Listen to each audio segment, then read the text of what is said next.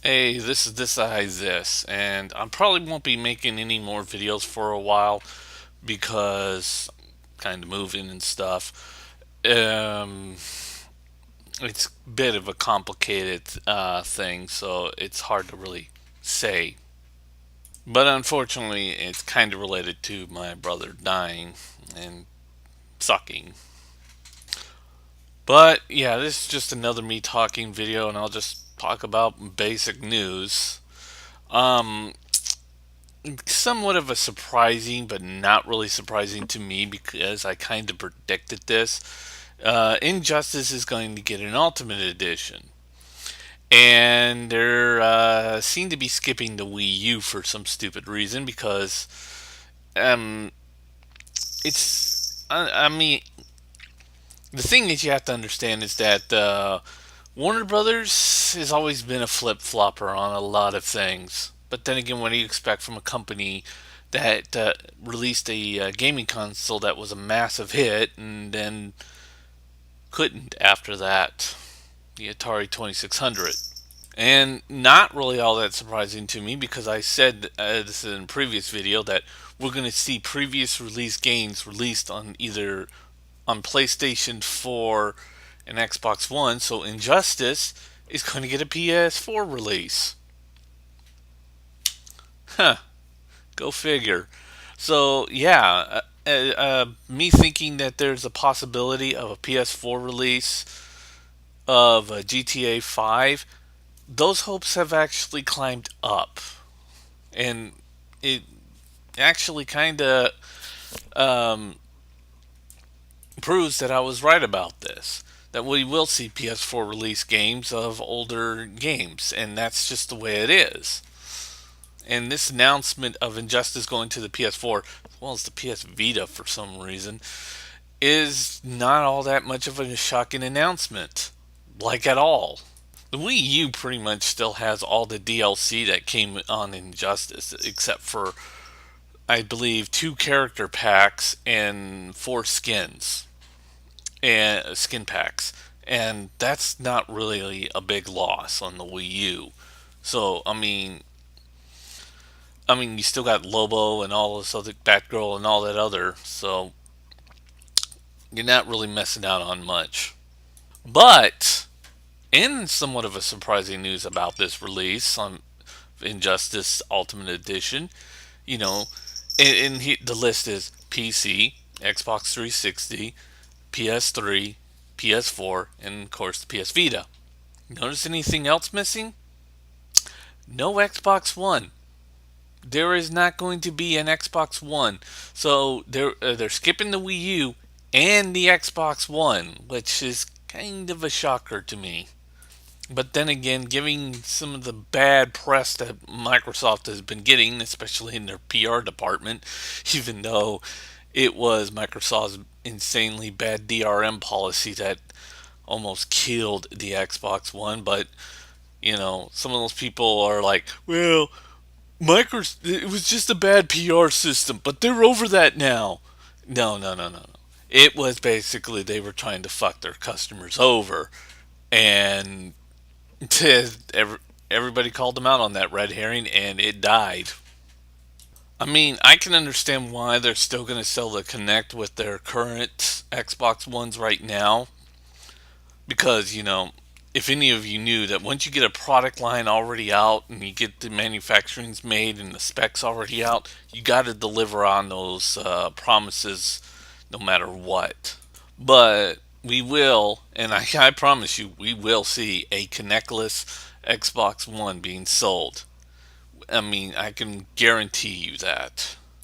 Then you got the rumors of the Xbox One controller lag, which may be true. I didn't believe the lag on the PlayStation 3 because that was a pile of crap. Because what they showed was Heavenly Sword and the guy pulling the controller and it took forever. But the problem was that when you add up the animations of the character, her turning her head and turning around, yeah, it was piss poor programming on the developer's part, but there was really no lag. It's just that people took a character time to for a character sprout to basically turn her head and turn around as a controller lag, which was a load of bullshit.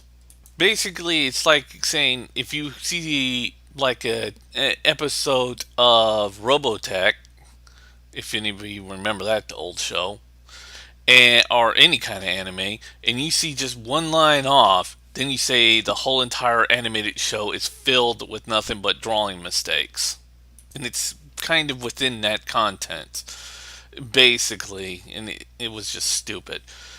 I kind of maybe the lag of the Xbox One is kind of true.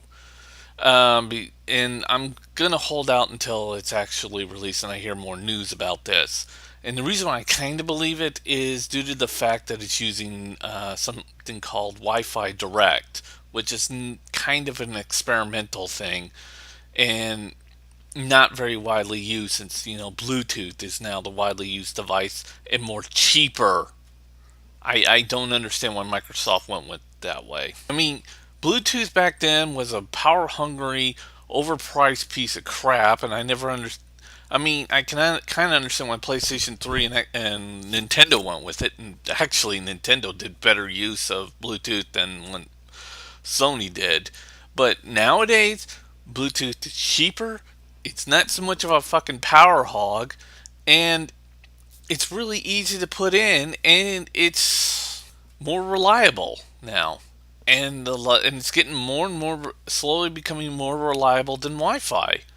Of course, I will say this about Nintendo's Wii U: that Wii U Pro controller lasts about 80 hours, which will probably be twice as long as the PS4. So yeah, Nintendo's still making good use out of the Bluetooth somehow. I don't know how they do it. But I'm going to hold back my reservations on the Xbox One controller lag controversy because, well, Wi Fi Direct is kind of still new and I don't know much about it. Most of the complaints, though, goes to more of the aesthetics, anyways, like the trigger button and the bumper buttons are overlapped on each other. And when I look at the images, I can understand why because if you're pushing on the triggers and you're holding it the wrong way, the bumper buttons, you can pushing it down, and it will probably end up stabbing you in your finger in that certain area. And the other complaint I've been hearing is that D-pad is shit. In fact, I've been hearing that a lot lately. And like people from Senator Tech Geek who loves the old Xbox little round circle thing, Xbox 360 D-pad that nobody liked, but yet he seems to think it was the greatest thing ever invented, and keeps arguing how Microsoft betrayed him and took it away. Whatever. My honest opinion, well, Nintendo's probably got the best D-pad right now, but the other two consoles aren't yet, and I'll see when I get my PS4. And the other one, and I'm really going to hold back on opinions on this one, is and it's not a big complaint, but I've been hearing it from a few people, is the analog sticks. They're complaining that they shrunk them down and made them too small. They like the grips, and the grips do look fine to me, but, you know, in my opinion, the Xbox One controller looks fine, but they're complaining that the analog sticks were shrunk down and made too small. But it's not my words; it's their words. And I've yet to hear any real complaints about the PlayStation 4, but we'll see. And of course, with this news of Injustice going to the PS4, I'll probably get it when it gets cheaper because it's just no point in having two of them. Yeah, the Wii U's not that great, but it's only missing two character packs and four skins, which is, considering the large amount of DLC that's available for it, is not a big loss. In fact, it's got one extra skin pack that is available for all the other versions, but hard to get because you need your mobile devices to do it. But the Wii U version gives it to you right there without even so much as a fuss. But this makes me worry less about GTA 5 and possibly Saint Row and even possibly other games. So I'm not completely worried about this But I am happy that one of my predictions was right. We were going to start seeing um, special editions and previous released editions being released on PS4 and maybe Xbox One. Of course, like I said, it is shocking that they're skipping Xbox One. It'll probably be released later on, but it's still a surprising announcement. And if this trend does keep continuing, I would be really worried about Xbox One's being, a competitive console against PS4 because that's not good. That is really not good. I mean, a lot of people, including myself, I've already predicted that their launch is not going to be all that great. And that was due to some really bad press that they created themselves. Get up there and telling people, and if you lose your internet, you could still play your DVDs and watch Blu-ray movies. Fuck you. And even though that they've cleared that up now, it still leaves a bad taste in a lot of people's mouths, and it's not exactly easy to just wipe that slate clean. People are going to remind you when you fuck up atrociously. Well, talk to you later. See ya.